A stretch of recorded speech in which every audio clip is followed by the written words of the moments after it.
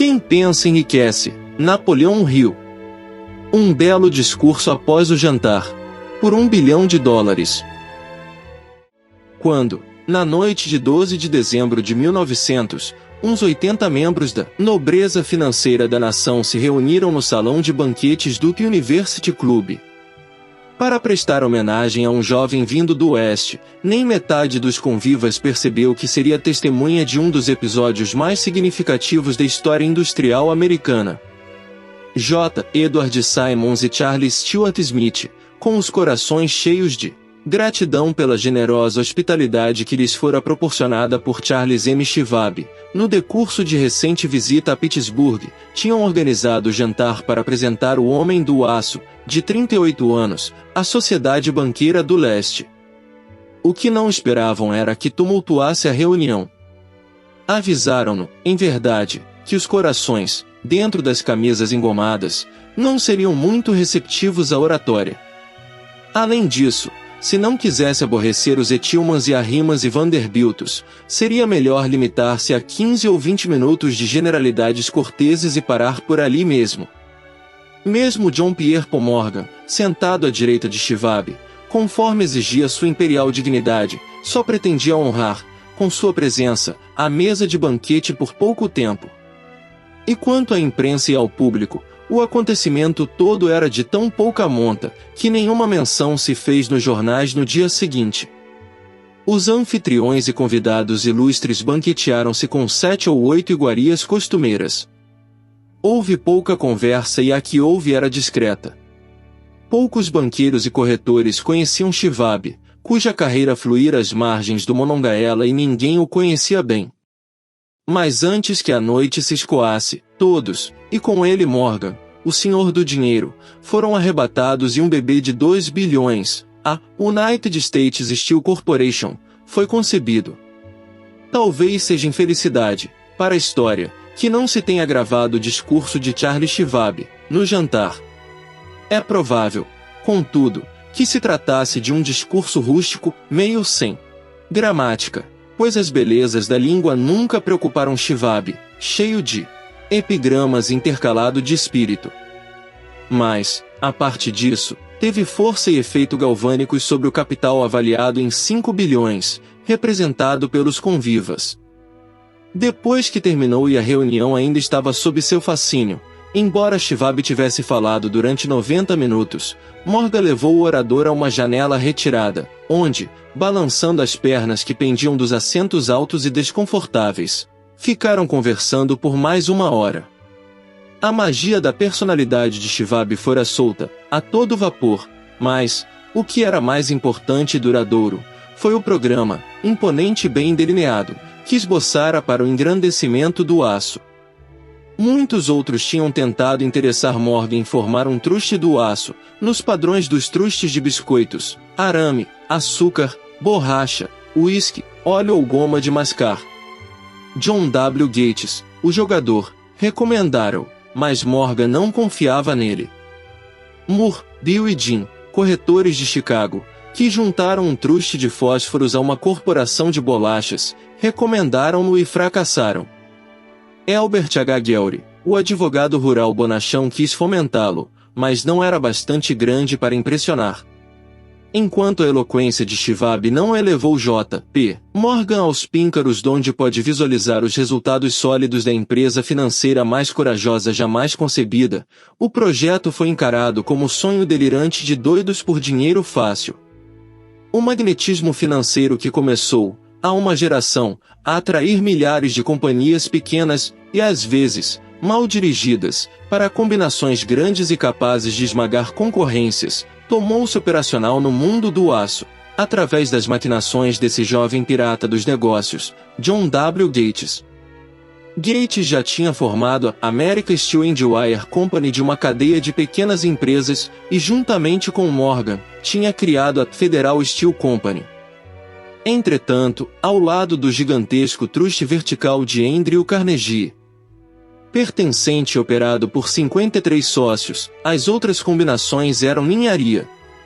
Podiam associar-se à vontade, mas o grupo todo não chegava aos pés da organização Carnegie e Morgan sabia disso. o excêntrico velho escocês também o sabia. Das magníficas alturas do castelo de Skibo, observava, a princípio achando divertido, depois com ressentimento, as tentativas das companhias menores de Morgan atrapalharem seus negócios. Quando as tentativas se tornaram ousadas demais, o gênio de Carnegie manifestou-se pela raiva e vingança. Resolveu duplicar todas as fábricas que seus rivais possuíam até então, não estiver interessado em arames, canos, argolas ou folhas.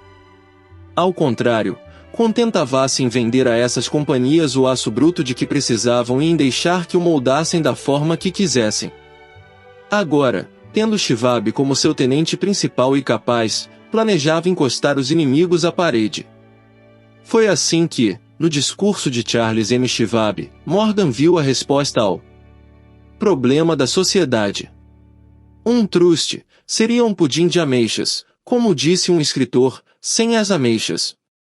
O discurso de Schwab, na noite de 12 de dezembro de 1900, trazia em si a sugestão, embora não a promessa, de que a imensa empresa Carnegie seria trazida para debaixo da tenda de Morgan. Falou no futuro do mundo para o aço, da reorganização para a eficiência, da especialização, da união de fábricas fracassadas e concentração do esforço nas propriedades florescentes, das economias no tráfico de minério, economias nos departamentos superiores e administrativos, da conquista de mercados estrangeiros.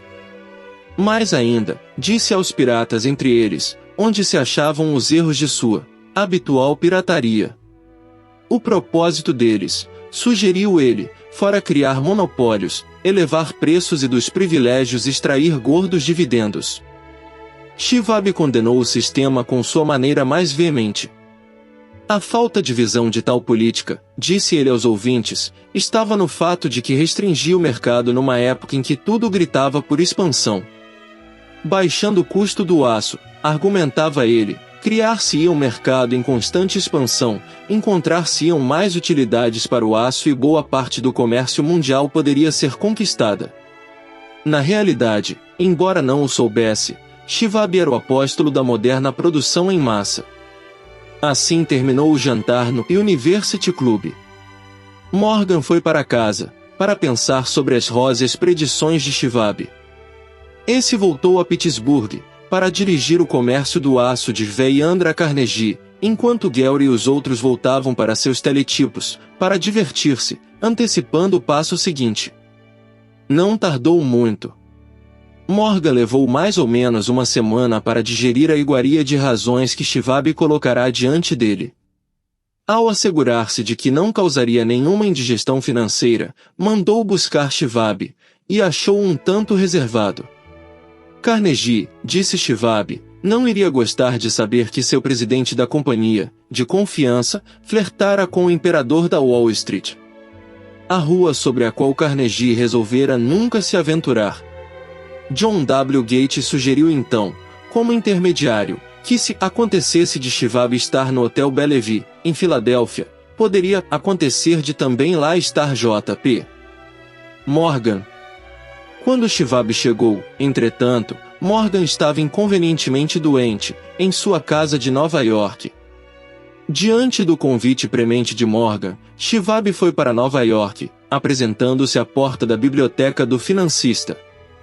Certos historiadores de economia professaram a crença de que, do começo ao fim do drama, o palco fora arranjado por Andrew Carnegie, o jantar para Schwab e o rei do dinheiro teriam sido planejados pelo astuto escocês.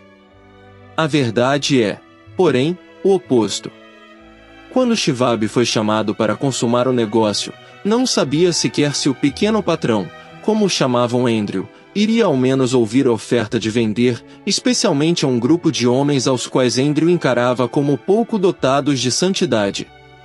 Mas Schwab levou consigo, para a conferência, escritos de próprio punho, 6 páginas de números perfeitamente nítidos, que representavam em sua mente o valor físico e a capacidade de ganho de cada uma das companhias que considerava como estrela essencial no novo firmamento do metal.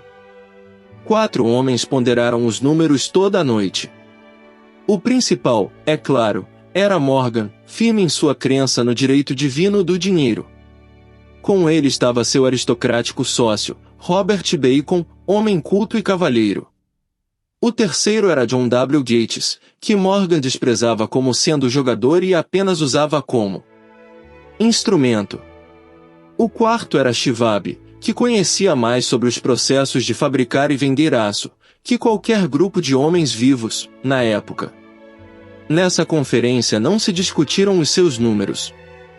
Se dissesse que tal companhia valia tanto, então era este seu valor e não mais. Insistia, também, em incluir na sociedade apenas as empresas que designava. Concebera uma corporação em que não haveria duplicação, nem mesmo para satisfazer a ambição de amigos que queriam descarregar suas companhias nos ombros largos de Morgan. Quando amanheceu, Morgan levantou-se e endireitou as costas. Só ficou uma pergunta. Acha que poderá persuadir Andrew Carnegie a vender? Indagou. Posso tentar, respondeu Shivab. Se conseguir que ele venda, encarregar-me-ei da questão, concluiu Morgan. Até ali tudo bem. Mas será que Carnegie iria vender? Quanto iria pedir? Shivab pensou em 320 milhões de dólares. Como exigiria o pagamento? Em forma de ações comuns ou preferenciais? De bônus? Em dinheiro? Ninguém poderia levantar sequer um terço de $1 bilhão em dinheiro. Houve uma partida de golfe em janeiro, nos campos gelados de St. Andrews, em Westchester, com Andrew todo enrolado em suéteres, e Charlie conversando animadamente, como de costume, para estimulá-lo. Mas não se pronunciou uma palavra sobre negócios enquanto os dois não se sentaram no calor agradável da casa de Carnegie, próxima dali. Então, com a mesma persuasão que hipnotizara 80 milionários, no University Club, Shivab despejou as brilhantes promessas de aposentadoria com todo o conforto, de milhões inenarráveis, para satisfazer os caprichos sociais do ancião. Carnegie capitulou, escreveu um número num pedaço de papel, estendeu-o a Shivab e disse, está bem, venderemos por esta quantia. O número era, aproximadamente, 400 milhões de dólares, composto dos 320 milhões de dólares mencionados por Shivab como número básico e somando-lhe 80 milhões de dólares, que representavam o valor do capital aumentado, nos 2 anos anteriores.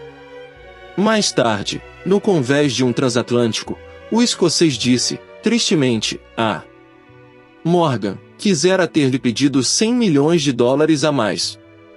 Se os tivesse pedido, teria recebido, assegurou-lhe Morgan alegremente.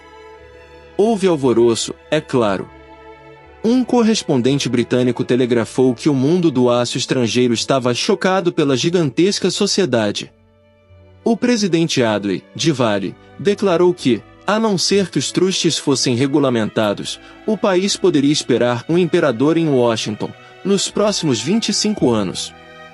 Mas Keane, o hábil manipulador de ações, começou a trabalhar, empurrando as novas ações para o público, com tal vigor, que todo o excesso, calculado por alguns em quase 600 milhões de dólares, foi absorvido num relance.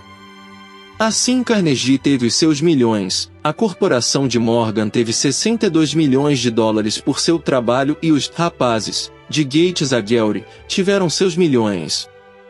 Shivab, de 38 anos, teve sua recompensa, foi feito presidente da nova companhia, ficando no poder até 1930.